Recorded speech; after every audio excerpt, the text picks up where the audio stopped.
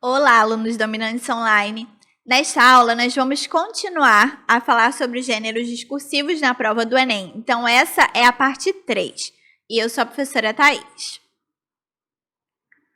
Bom, o primeiro gênero que nós vamos ver hoje é a carta de leitor.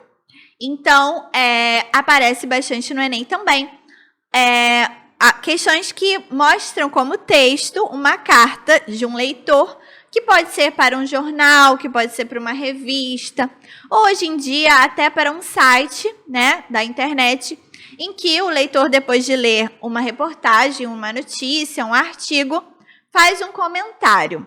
Então, esse é o caso, né?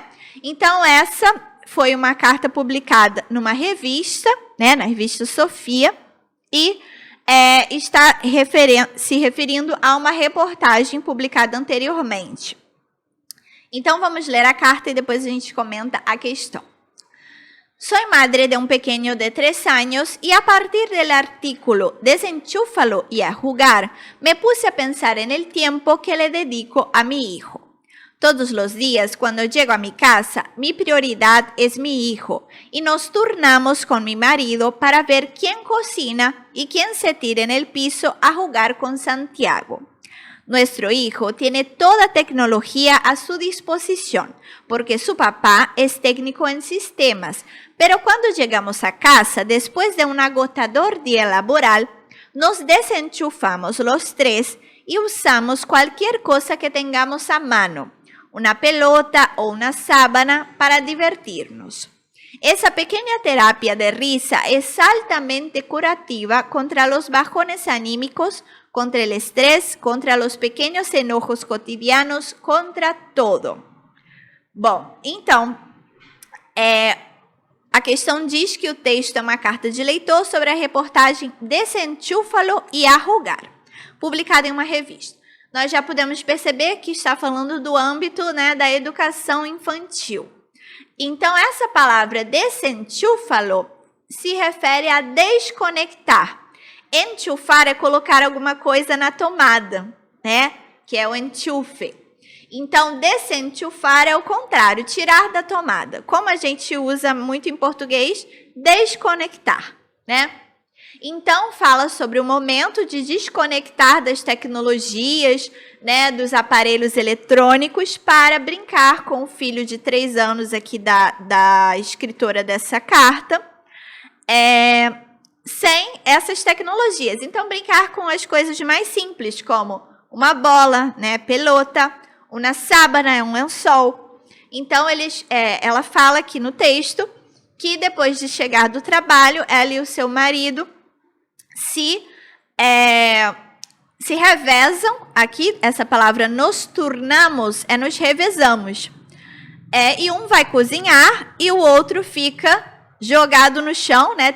Se tira no piso, ou se joga no chão para brincar com o filho dela de 3 anos, Santiago. Então, nessa brincadeira, eles fazem questão de não usar as tecnologias depois de um agotador dia laboral, ou seja, um dia de trabalho cansativo, né? Que esgotou os dois. Então, eles têm esse momento sem o uso de tecnologias. E ela fala que isso é muito importante contra o estresse, os pequenos problemas cotidianos, né, as situações de raiva cotidianas. Então, ela está falando, confirmando o que foi falado nessa reportagem, né, que tinha como título Desconecte e a brincar. Jugar é brincar, no caso das crianças, né? E vamos brincar, poderíamos traduzir assim, desconecte e vamos brincar. Então, ela fala que é muito importante realmente ter esse momento de desconectar e brincar com o filho, né? Então, ao relatar sua experiência pessoal, a leitora retoma o tema da reportagem e confirma a necessidade de A. Cercar as crianças da tecnologia disponível e treiná-las a usá-la. B. Desconectar as crianças dos aparelhos tecnológicos e brincar com elas. C. Oferecer às crianças uma variedade de brinquedos não tecnológicos. D. Revezar o tempo que cada um dedica às brincadeiras com os filhos. É controlar o tempo de que os filhos dispõem para usar os aparelhos tecnológicos. Então, o que ela fala é da necessidade de desconectar as crianças dos aparelhos tecnológicos e brincar com elas. Não só as crianças, mas também os adultos, né? E fazer as brincadeiras mais simples, que muitas vezes são as mais divertidas para as crianças também. Bom, então essa é a característica do gênero carta de leitor, né? Traz uma resposta a uma reportagem, a uma notícia, a um artigo, com referências ao texto base, né? Então, a resposta dela, a carta dela, se refere à reportagem que ela leu. Mas pelo contexto aqui da carta, a gente consegue entender mais ou menos qual era o conteúdo dessa reportagem, apesar da gente não ter lido, né? Bom, então essa é a questão sobre a carta de leitor. Vamos para o próximo gênero, que é o gênero canción. Então, a letra de música. Aparecem também no Enem algumas letras de músicas, né?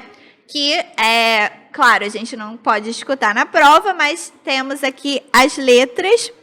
E é mais ou menos parecido com o que nós vimos no gênero poema. É uma interpretação sobre a mensagem que a música quer trazer. Então, aqui no caso, é a música Canción con Todos, da Mercedes Sosa, que é uma cantora argentina também muito famosa. Então, a música diz: Salgo a caminar por la cintura cósmica del sur, piso en la región más vegetal del tiempo y de la luz. Siento al caminar toda la piel de América en mi piel, y anda en mi sangre un río que libera en mi voz su caudal. Sol de Alto Perú, rostro Bolivia, estaño y soledad. Un verde Brasil besa mi Chile, cobre y mineral. Subo desde el sur hacia la entraña América y total, pura raíz de un grito destinado a crecer y a estallar. Todas las voces, todas las manos, toda la sangre puede ser canción en el viento. Canta conmigo, canta, hermano americano. Libera tu esperança com um grito en la voz. Então, a pergunta diz: Canción con Todos é uma canção latino-americana muito difundida e consagrada pela voz da cantora argentina Mercedes Sosa. Com relação à América Latina, seus versos expressam. Então, é uma interpretação da música, né? Há desejo de integração entre os povos. B, entusiasmo por caminhar pela região. C, valorização dos recursos naturais. D, esforço para libertar os oprimidos. E, vontade de cantar os tipos humanos. Então, a gente vê aqui que ela fala de vários países, a música, tá? Fala de vários países aqui da América do Sul, né?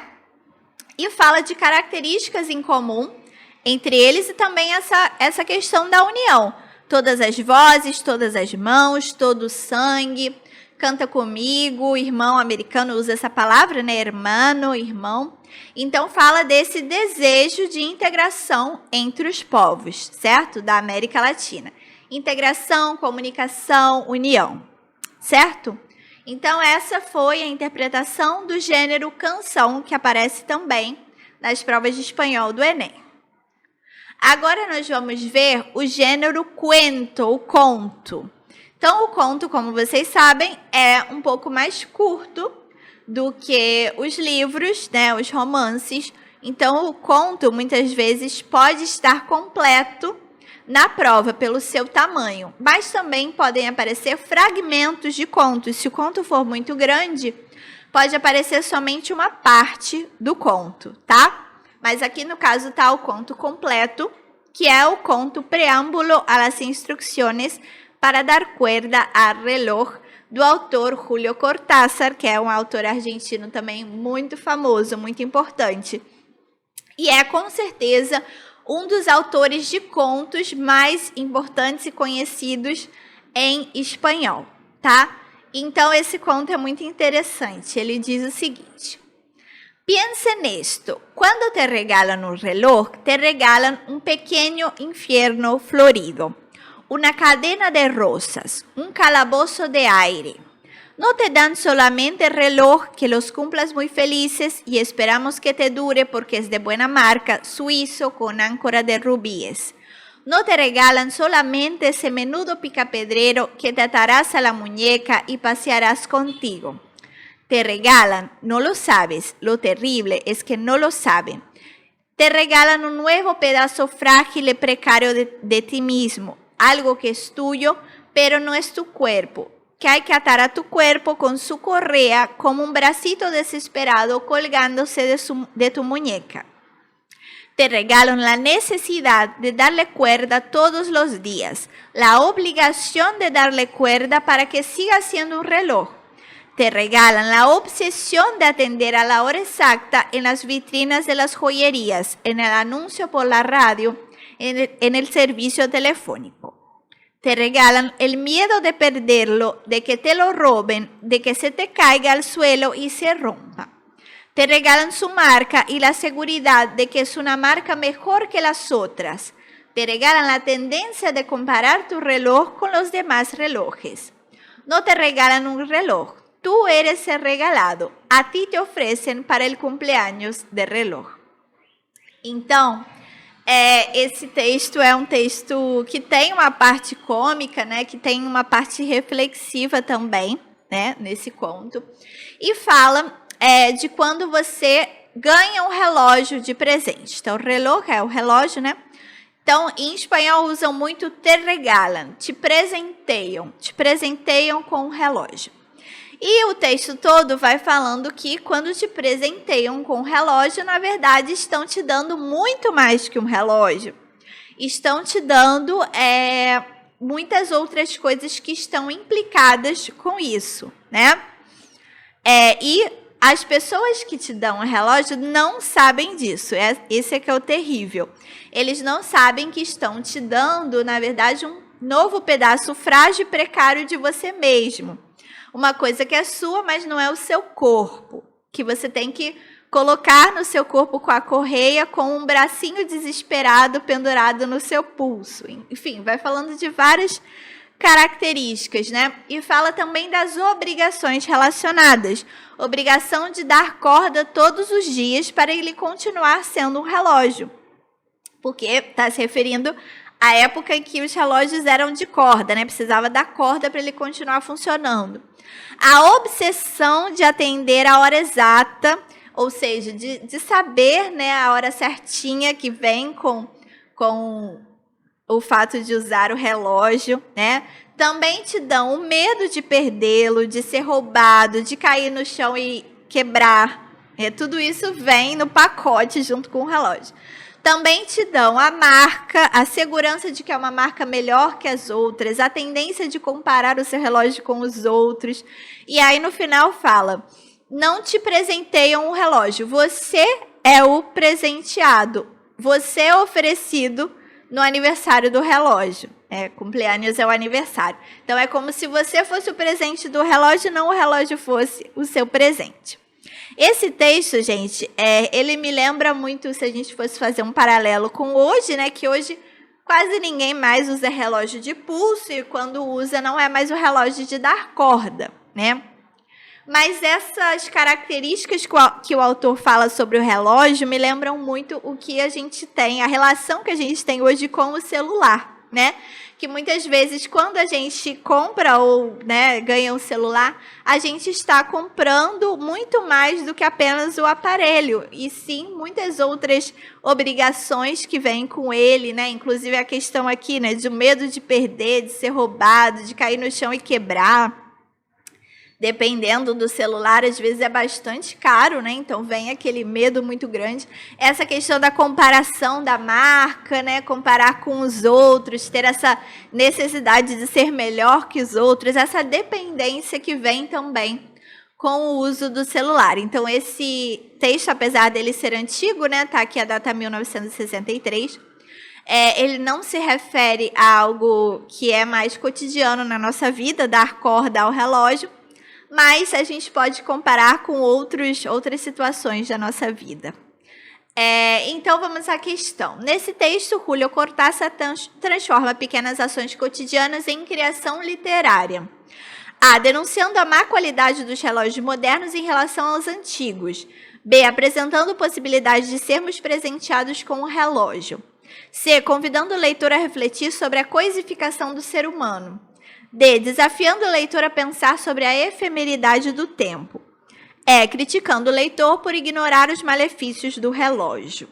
Bom, então aqui no caso a resposta é convidando o leitor a refletir sobre a coisificação do ser humano. E essa parte do final mostra muito isso, né? Você vira o presente do relógio.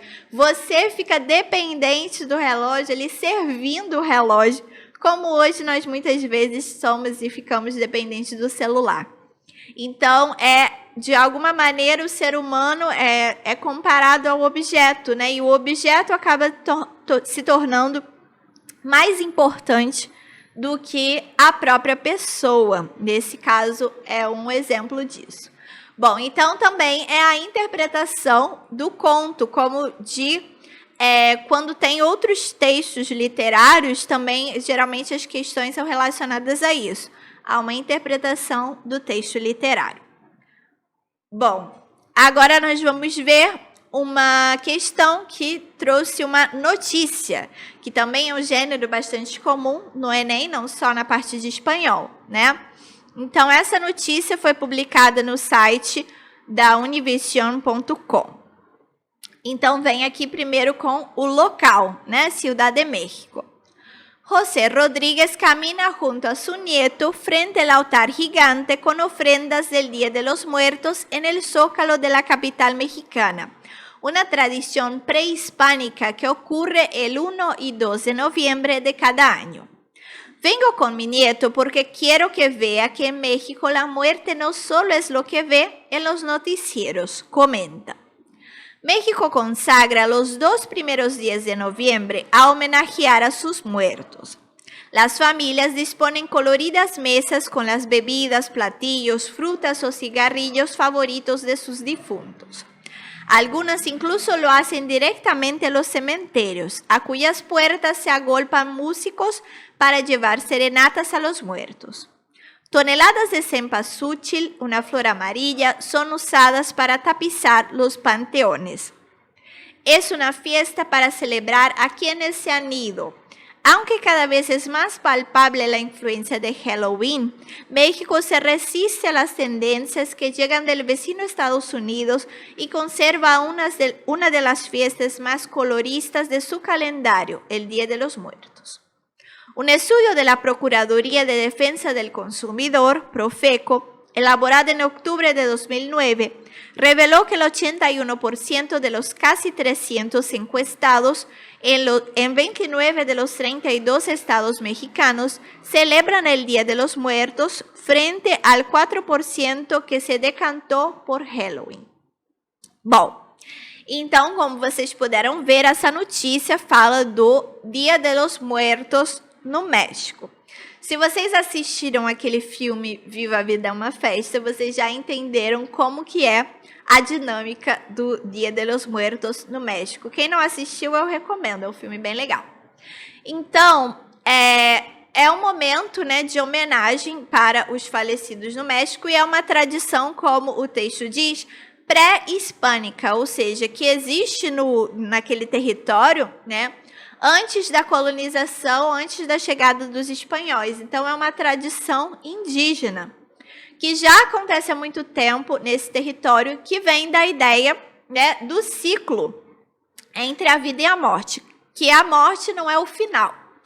Então, é um momento de homenagear aos mortos com alegria, diferente do que acontece aqui no Brasil, no dia 2 de novembro, que é dia de finados, que geralmente é um dia de tristeza, de reflexão, de homenagem também aos mortos, mas não de maneira alegre.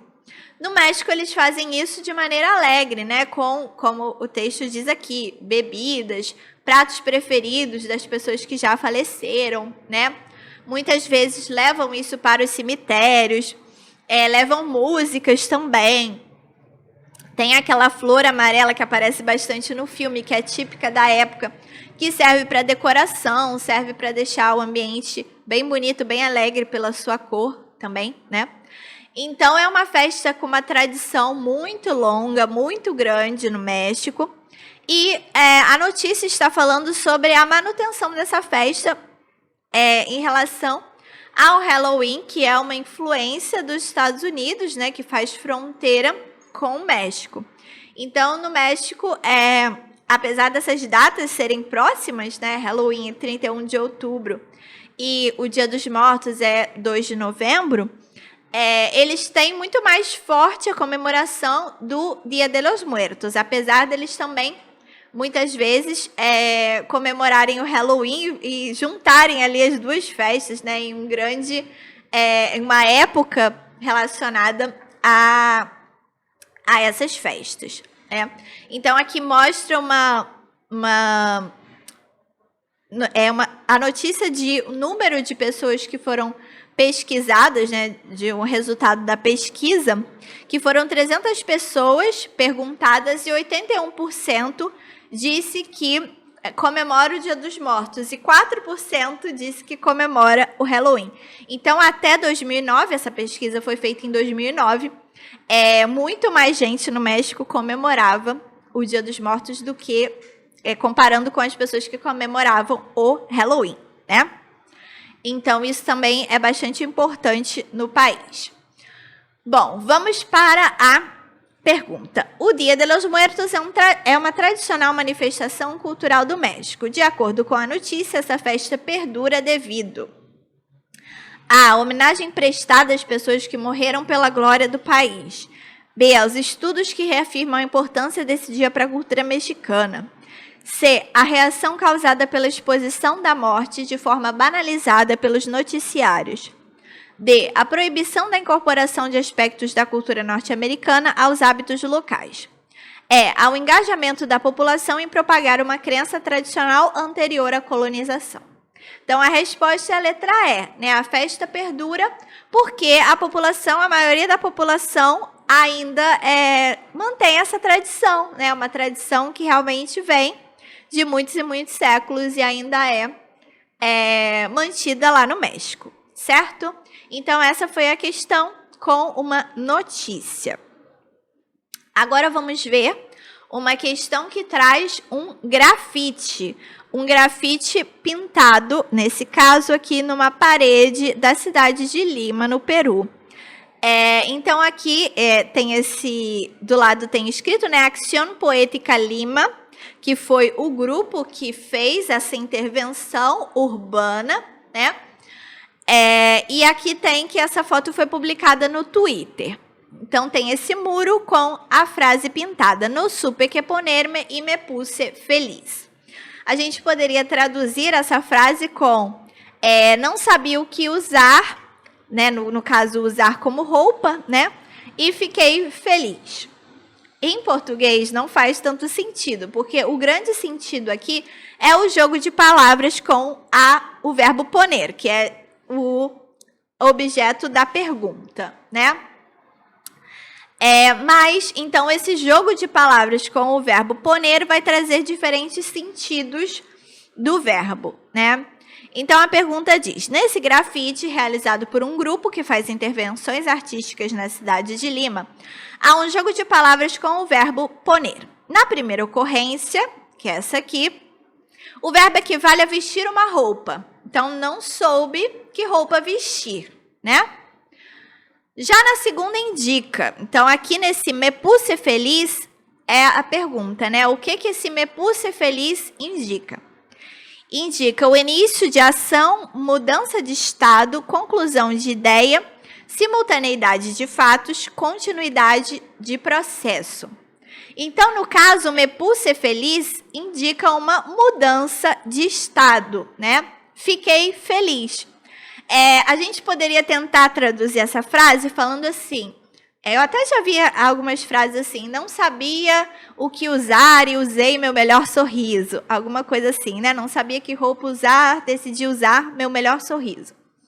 É mais ou menos isso, né? No supe que ponerme, me puse feliz. Então, mostrando que o mais importante não é a roupa que você usa, e sim ficar feliz, transmitir alegria, né? Então, mostra uma mudança de estado. Fiquei feliz, né? Eu não estava feliz antes, porque não sabia que roupa usar, e depois fiquei feliz, por isso uma mudança de estado.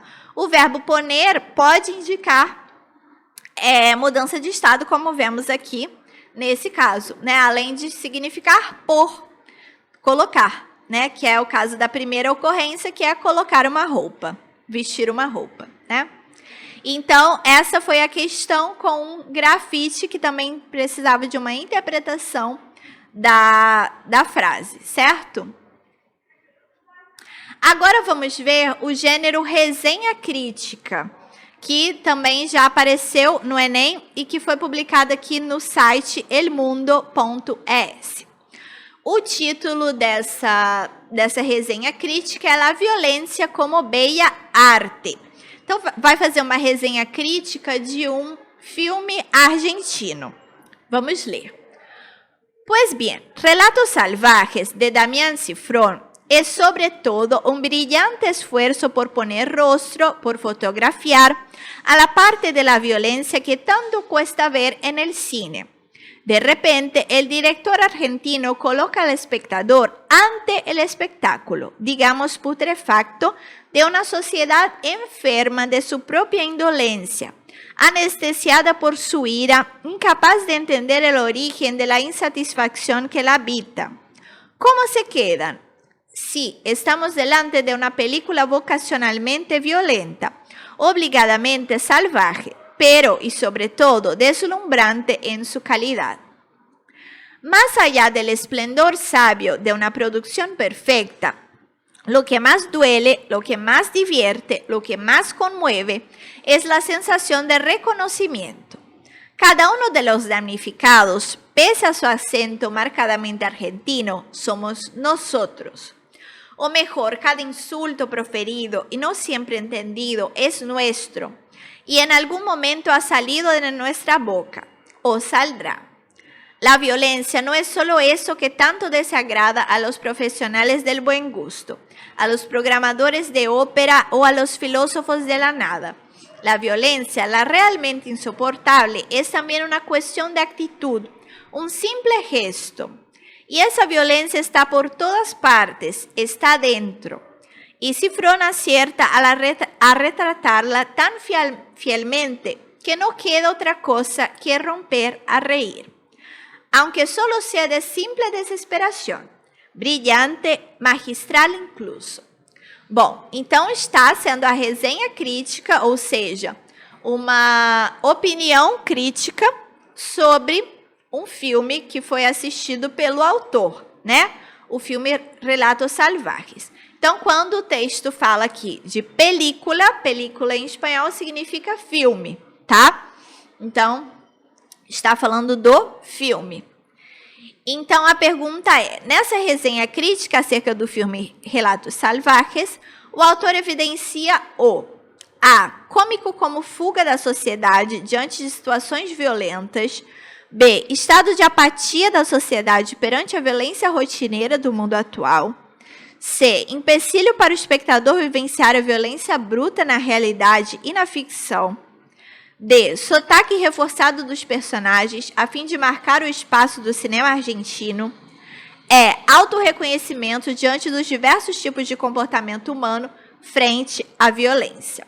Então, aqui, a resposta é a letra E, porque ele fala, né, do autorreconhecimento. Aqui, a sensação de reconhecimento. Aí fala que apesar dos personagens serem argentinos, terem o sotaque, acento aqui é sotaque, marcadamente argentinos, esses personagens somos nós. Ele é espanhol, como a própria fonte do texto está dizendo aqui, né? Ponto ES é um texto da Espanha.